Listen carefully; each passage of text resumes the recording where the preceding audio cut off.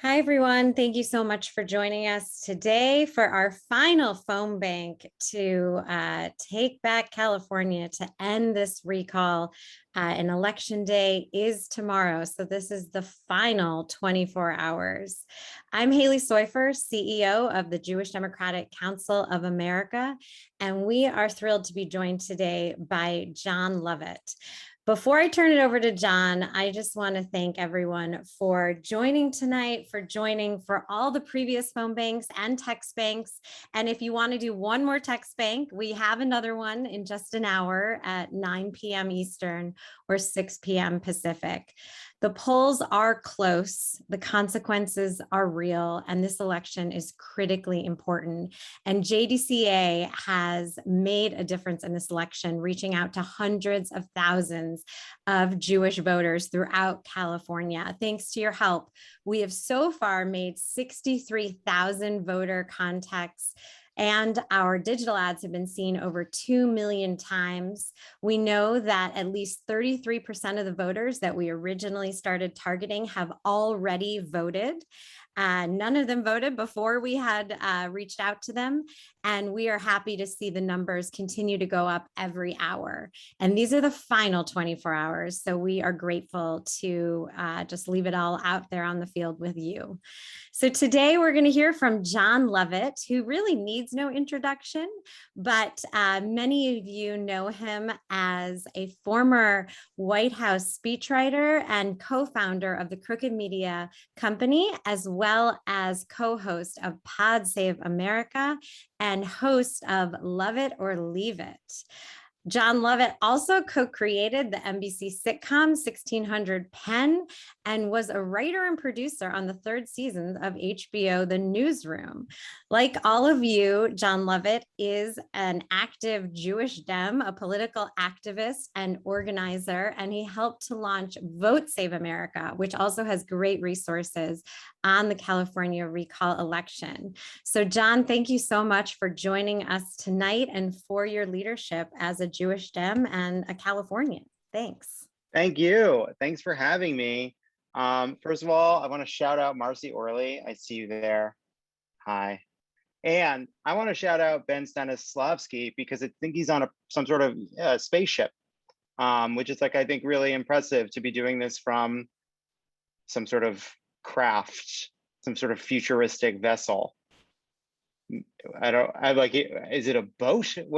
Where are you doing this from? Don't unmute. It's fine. Thank you all for being here. I'm going to keep this really short. You all know why you're here. This is, this is yet another example and a reminder that for Democrats, democracy is a feature, and for Republicans right now, it's a bug. And they're trying to take advantage of a terrible set of rules to hope that Democrats aren't paying attention, aren't motivated, are exhausted from 4 years of chaos and 2 years of a pandemic to get the ballots in, to do what they have to do to make sure that the voices of the vast majority of the state are heard. They're counting on it. They don't care that it wouldn't represent the people of the state. They don't care that we would have a right-wing governor who'd have the power to potentially replace our 88-year-old senator with a right-wing fanatic like Stephen Miller, C+ Santa Monica fascist Stephen Miller. They don't care about any of that. They just want power. This is a means to accrue power, and we have to push it back. And we can't trust the polls. They are close. They are too close for comfort.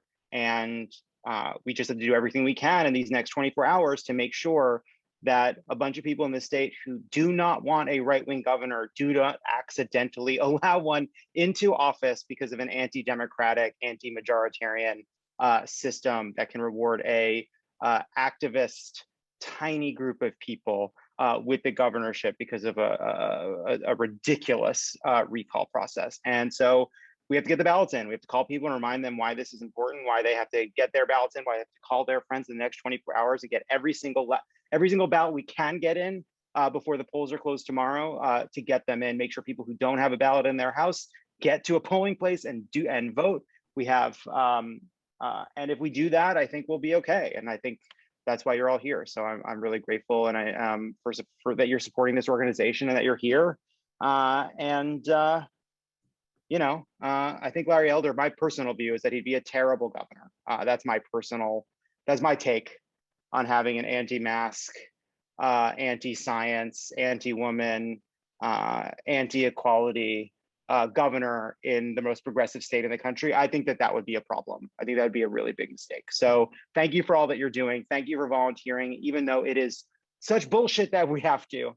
And it is so soon after you have all done, I am sure, so much work to make sure that we elected a Democratic Congress, that we elected a Democratic president. So thank you for staying in the fight and remembering that there are no off years and putting in this last bit of effort before the polls close tomorrow. Awesome. Thank you so much, Jon. Could we get a picture? Because Sure. we'll tweet this and I'm hoping others will join us. So if you all don't mind looking like you are phone banking, hold that phone or just smile. We're going to take a picture. Okay. Whoever's taking the picture, let's take the picture. 1, 2, 3. I'm text banking. There you go. Okay, you got it. All right. Thank you so much. Thanks, everybody. Thank you, Jon. All right, I am now going to turn it over to Ben Cantor to lead our training tonight. If you have already text banked or phone banked with us before, you probably need no training. So feel free to just go ahead. We're going to put the link in the chat. And I mentioned text banking because I was thinking about it. If you want to text bank, we're going to start that in just 52 minutes at 9 o'clock. So we will put that link in the chat as well. But for the next 52 minutes, we're phone banking with Ben. So over to you, Ben. Oh, and Ben, the other Ben, is joining us from an airplane. So that's dedication. Okay, over to you, Ben Cantor.